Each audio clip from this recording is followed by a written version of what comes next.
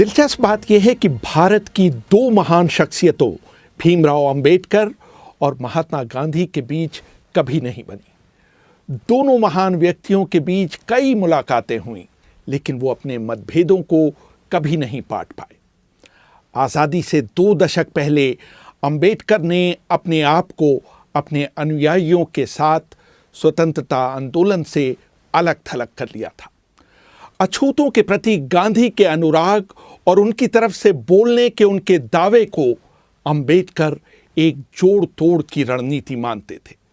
जब 14 अगस्त 1931 को गांधी से उनकी मुलाकात हुई थी, तो गांधी ने उनसे कहा था, मैं अछूतों की समस्याओं के बारे में तब से सोच रहा हूं जब आप पैदा भी नहीं हुए थे।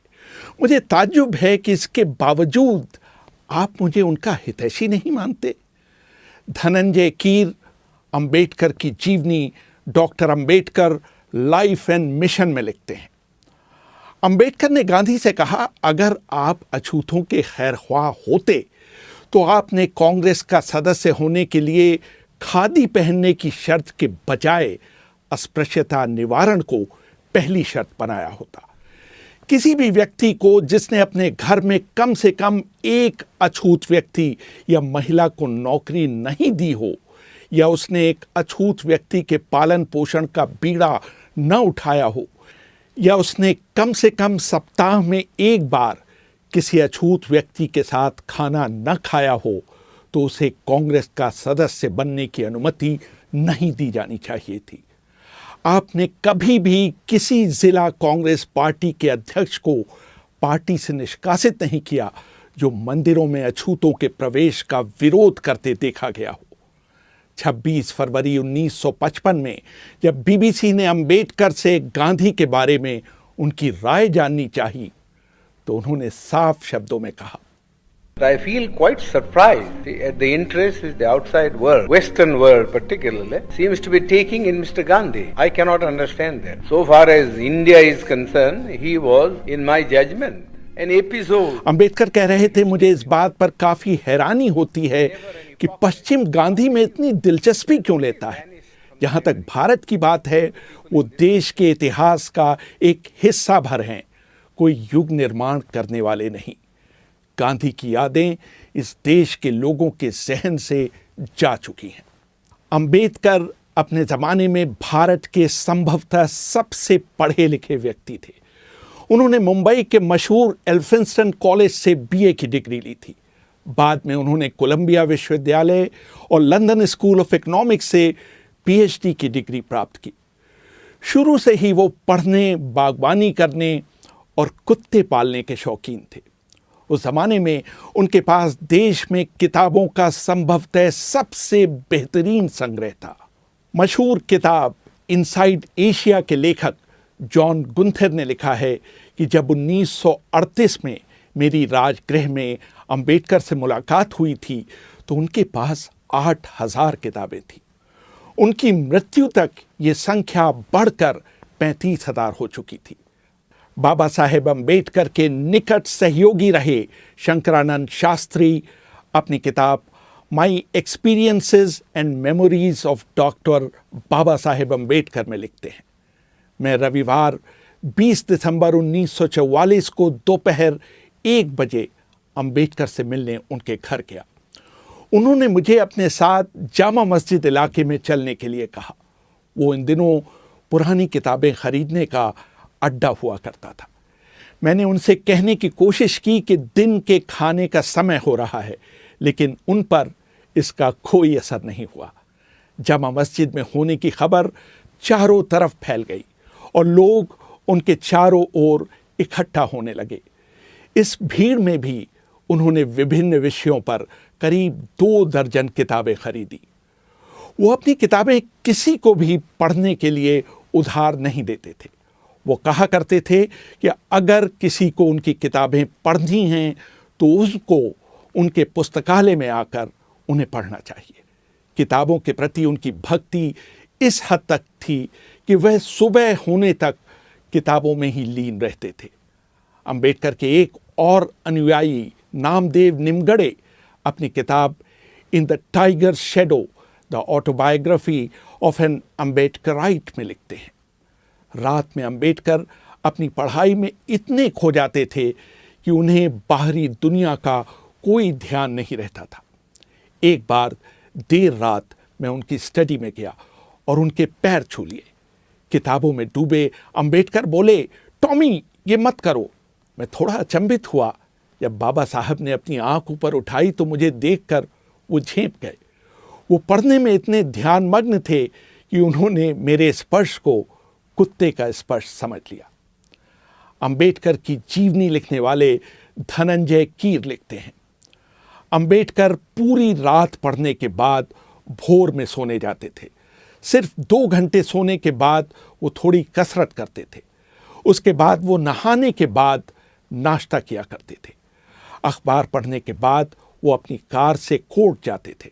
इस दौरान वो उन किताबों को पलट रहे होते थे जो उस दिन उनके पास डाक से आई होती थी। कोर्ट समाप्त होने के बाद वो किताब की दुकानों का चक्कर लगाया करते थे और जब वो शाम को घर लौटते थे तो उनके हाथ में नई किताबों का एक बंडल हुआ करता था। जहां तक बागवानी का सवाल है, दिल्ली में उनसे अच्छा और दर्शनीय बगीचा किसी के पास नहीं था।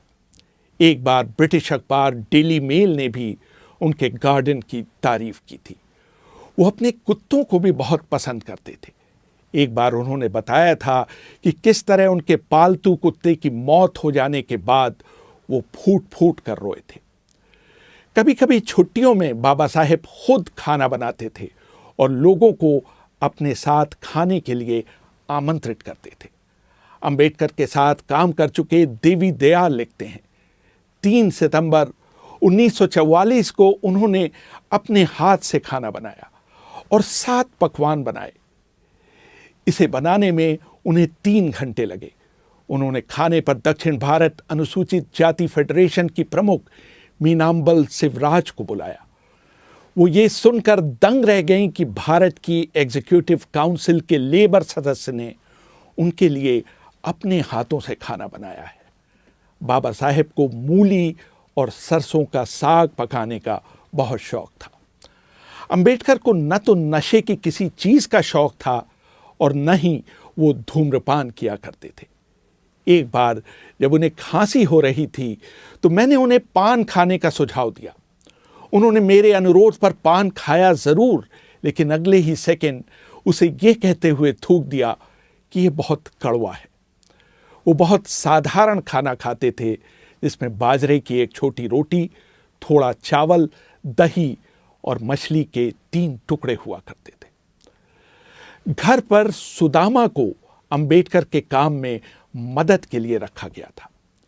एक दिन सुदामा जब देर रात फिल्म देखकर लौटे तो उन्होंने सोचा कि उनके घर के अंदर घुसने से बाबा साहेब के काम में विघ्न पड़ेगा, जो कि उस समय पढ़ने में तल्लीन थे। वो दरवाजे के बाहर ही जमीन पर सो गए।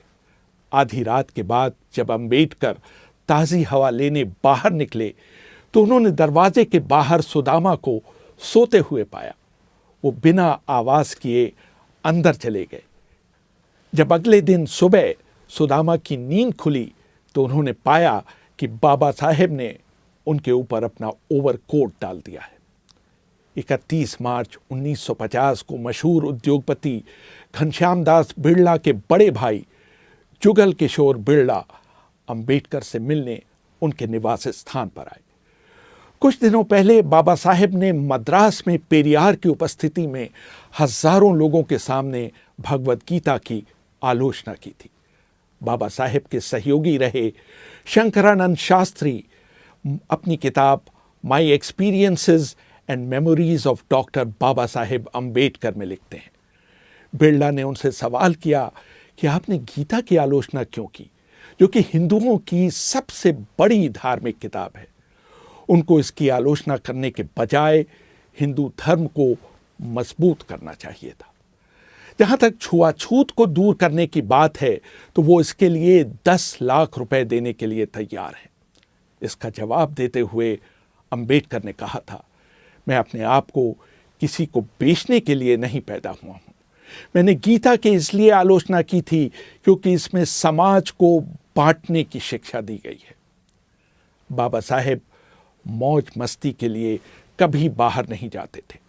उनके सहयोगी रहे देवी दयाल लिखते हैं, हालांकि वो जिमखाना क्लब के सदस्य थे, लेकिन वो शायद ही वहां गए हों। जब भी वो कार से अपने घर लौटते थे तो वो सीधे अपने पढ़ने की मेज पर जाते थे। उनके पास अपने कपड़े बदलने का भी समय नहीं रहता था। एक बार वो एक film a tale of two cities देखने गए। उसे देखते समय उनके मन में कोई विचार कौंधा और वो फिल्म बीच में ही छोड़कर घर लौटकर उन विचारों को लिखने लगे। वो घर के बाहर खाना नहीं पसंद करते थे। जब भी कोई उन्हें बाहर खाने पर ले जाना चाहता था तो उनका जवाब होता था, अगर तुम्हें मुझे दावत ही देनी है तो मेरे लिए घर पर खाना ले आओ। मैं घर से बाहर जाने वाला नहीं। बाहर जाने, वापस आने और व्यर्थ की बातों में मेरे कम से कम 1 घंटा बर्बाद होगा। इस समय का इस्तेमाल मैं कुछ बेहतर काम के लिए करना चाहूँगा। अपने जीवन के अंतिम पड़ाव में बाबा साहेब ने वायलिन सीखना शुरू किया था। उनके सचिव रहे नानक चंद रत्तू अपनी किताब last few years of doctor Ambedkar में लिखते हैं, एक दिन मैंने उनके बंद कमरे में चुपके से झांक कर एक अद्भुत नज़ारा देखा था। बाबा साहेब दुनिया की चिंताओं से दूर अपने आप में मग्न कुर्सी पर बैठे वायलिन बजा रहे थे। मैंने जब ये बात घर